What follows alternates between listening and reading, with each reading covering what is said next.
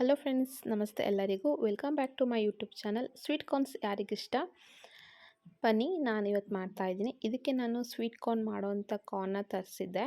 ಈ ಕಾರ್ನ ನಾನು ಸಿಪ್ಪೆಲ್ಲ ಸುಲಿದು ಅದರಲ್ಲಿರೋ ಕೂದಲುಗಳೆಲ್ಲ ತೆಗೆದು ಅದನ್ನು ಕುಕ್ಕರಲ್ಲಿ 4 ವಿಷಲ್ ತೆಗೆಸ್ಕೊಂಡು ಅದು ಆರಿದ ನಂತರ ಅದು ಸೀಡ್ಸ್ ಇರುತ್ತಲ್ವ ಜೋಳದ್ದು, ಅದನ್ನು ಸಪ್ರೇಟ್ ಮಾಡಿಕೊಂಡು ಎತ್ತಿಟ್ಕೊಂಡೆ. ನೆಕ್ಸ್ಟು ಇನ್ನೊಂದು ಬಾಣಲಿಲಿ ಬಿಸಿ ಮಾಡೋಕ್ಕಿಟ್ಟು ಅದು ಬಿಸಿಯಾದ ನಂತರ ಅದಕ್ಕೆ ನಾನು ಬೆಣ್ಣೆ ಹಾಕ್ಕೊಂಡೆ. ಬೆಣ್ಣೆ ಕರಗಿದ ನಂತರ ನಾನು ಕಾರ್ನ್ಗಳನ್ನ ಏನು ಬಿಡಿಸ್ಕೊಂಡಿದ್ದೆ ಅದನ್ನೆಲ್ಲ ಹಾಕ್ಕೊತಿದ್ದೀನಿ. ಜಸ್ಟ್ ಇಲ್ಲಿ ಒಂದೇ ಕಾರ್ನ್ ಯೂಸ್ ಮಾಡಿರೋದು, ಸ್ವಲ್ಪನೇ. ಸೊ ಅದನ್ನು ಬೇಯಿಸುವಾಗ ಕೂಡ ಉಪ್ಪು ಹಾಕ್ಕೊಂಡೆ. ಇವಾಗ ಸಪ್ಪೆ ಅನಿಸಿದ್ರೆ ಕೂಡ ನೀವು ಉಪ್ಪು ಆ್ಯಡ್ ಮಾಡ್ಬೋದು, ಸಾಲ್ಟು.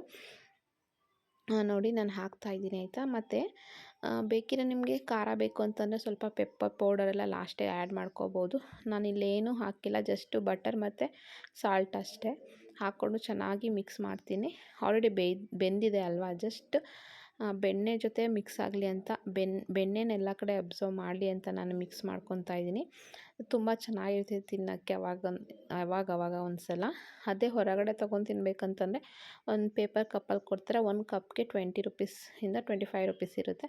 ಅದೇ 1 ಕಾರ್ನ್ ಇಡೀ ತೊಗೊಂಡು ಬಂದರೆ ಅದರಲ್ಲಿ ಮನೆಯಲ್ಲಿ 3-4 ಜನ ತಿನ್ಬೋದು. ನೋಡಿ ನನ್ನ ಸ್ವೀಟ್ ಕಾರ್ನ್ ರೆಡಿ ಆಯಿತು. ನನ್ನ ಮಗಳಿಗಂತೂ ಇದಂದರೆ ಪಂಚಪ್ರಾಣ. ಸೊ ಅವಾಗವಾಗ ಮಾಡ್ತಾಯಿರ್ತೀನಿ.